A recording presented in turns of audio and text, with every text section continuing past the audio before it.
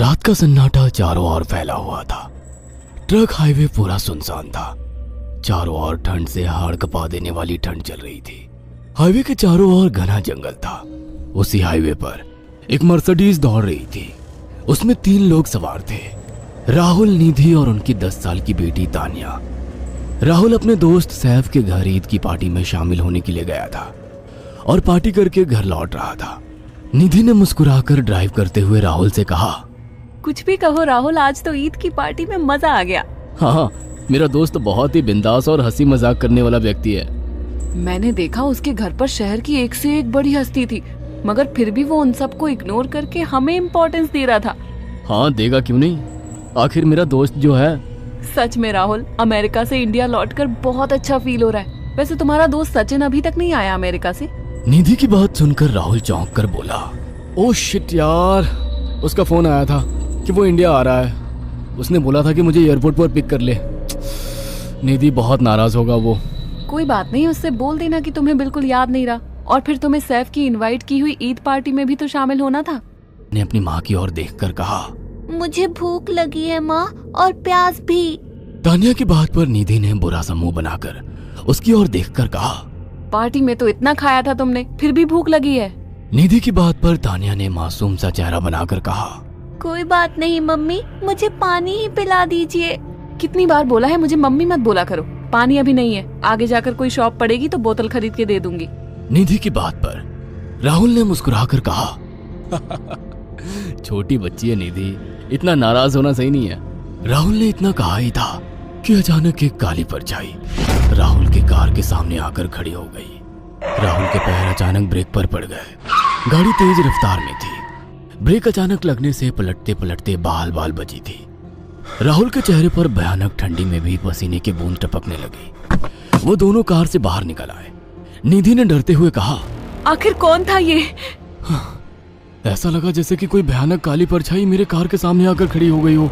वो दोनों काली रात के सन्नाटे में इधर उधर देखने लगे। तभी निधि को एक घने पेड़ के पास तो चमकीली हुई आंखें दिखाई दी। उसकी आंखें बिल्कुल भेड़ियों की तरह लग रही थी। निधि ने चीखते हुए राहुल से कहा, राहुल देखो कौन है वो, जल्दी से गाड़ी में बैठो, मुझे बहुत डर लग रहा है। राहुल ने उस तरफ देखा तो उसके रोंगटे खड़े हो गए। वो दोनों गाड़ी के अंदर बैठने ही वाले थे कि अचानक एक अजीब सा चेहरा वाला भयानक सा आदमी बिजली की रफ्तार से उनके सामने आकर खड़ा हो गया। राहुल ने देखा कि उसका चेहरा बिल्कुल सड़ा हुआ था और उसकी आंखें भेड़िए की तरह चमक रही थी। उसके लंबे लंबे बाल उसके कंधे तक आ रहे थे और उसके दांत भेड़िए की तरह बाहर की ओर निकल रहे थे। हाथों की जगह नुकीले पंजे थे।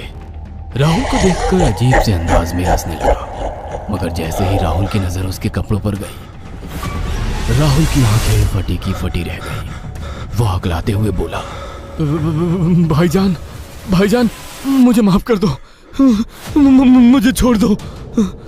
राहुल ने इतना कहा ही था कि अचानक उस अजीब से दिखने वाले भयानक आदमी ने अपने पंजों से राहुल की गर्दन कसकर पकड़ ली और एक ही सेकंड में उखाड़ कर जमीन पर फेंक दी। राहुल के धड़ से लाल रंग का खून का फुहारा फूट पड़ा। इस भयानक मंजर को देखकर निधि के गले से एक जोरदार चीख निकल गई। निधि इससे पहले भागती कि अचानक उस भयानक दिखने वाले आदमी ने निधि को पकड़ लिया और अपने नुकीले पंजे उसके पेट में गड़ा दिए और उसकी अतड़ियां बाहर निकाल दी। निधि की एक दिल दहला देने वाली चीख सन्नाटे को चीर गई।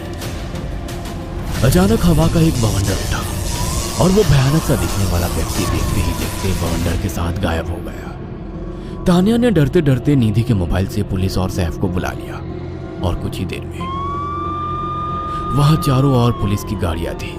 पुलिस ने राहुल के दोनों दोस्त सैफ और सचिन को वहीं बुला लिया। इंस्पेक्टर अर्जुन ने दोनों से कहा, मैंने ऐसी हत्याएं अपने करियर में कभी पहले नहीं देखी। ये काम तो ना किसी जानवर का लगता है, ना ही किसी इंसान का।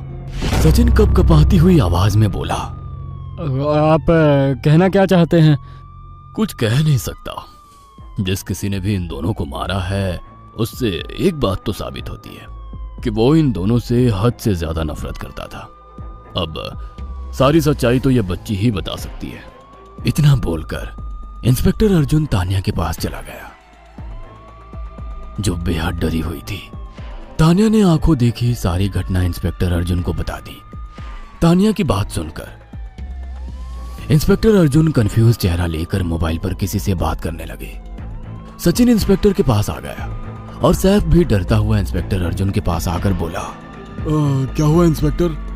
तानिया ने क्या बताया? उसने जो बताया वो काबिले यकीन नहीं है। उसकी बात पर किसी भी तरह से यकीन नहीं किया जा सकता। फिर भी कुछ तो बताया इंस्पेक्टर। हाँ, उस बच्ची के मुताबिक एक भूत ने निधि और राहुल को बड़ी बेदर्दी से मारा है। इंस्पेक्टर की बात सुनकर दोनों बुरी तरह से चौंक गए। क्या मतलब है इस बात का? बच्ची बेहद डरी हुई है। हम आगे की तफ्तीश जारी रखेंगे। निधि और राहुल तो चले गए, अब तानिया को मैं रख लूंगा। नहीं, राहुल मेरा अच्छा दोस्त था। तानिया अब मेरे साथ रहेगी। देखिए, बच्ची के माँ बाप अब इस दुनिया में नहीं है और आप दोनों भी शादीशुदा है। मुझे नहीं लगता कि आप दोनों बच्ची की सही से देखभाल कर सकते हैं। मेरी कोई औलाद नहीं है। मैंने अपनी पत्नी को फोन कर दिया है, वो भी IPS ऑफिसर है। ये बच्ची आज से मेरे साथ रहेगी। उसका मासूम चेहरा मेरे दिल में उतर गया है। अब तुम दोनों जा सकते हो। पूछताछ के लिए मैं जब भी तुम्हें बुलाऊं तुम दोनों आ जाना। इंस्पेक्टर ने ये बात बोली ही थी कि अचानक वहां पर मौसम बदल गया।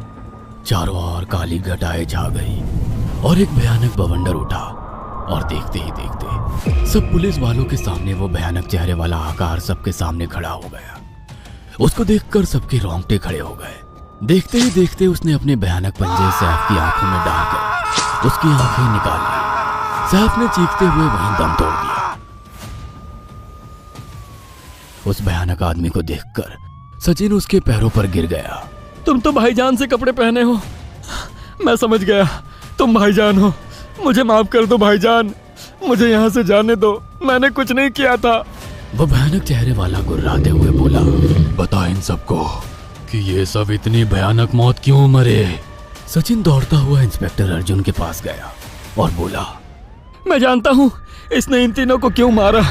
इसका नाम भाईजान था। जब ये जिंदा था ये किसी का भाई किसी की जान था। बहुत साल पहले ये हम सबका बहुत अच्छा गहरा दोस्त और बिजनेस पार्टनर था। ये सबकी बहुत मदद किया करता था। इसकी प्यारी सी बेटी थी तानिया, जो इस वक्त कार के अंदर बैठी हुई है। ये इसी की बेटी है। भाईजान अपने सारे पैसों से एक बहुत बड़ा हॉस्पिटल खोलना चाहता था जिससे गरीबों का मुफ्त इलाज किया जा सके, मगर हम तीनों इसके लिए तैयार नहीं थे। हमारी नीयत उसकी दौलत पर खराब थी और एक दिन हम सब धोखे से ईद के दिन भाईजान को यहाँ ले आए और इसे मारकर फेंक दिया।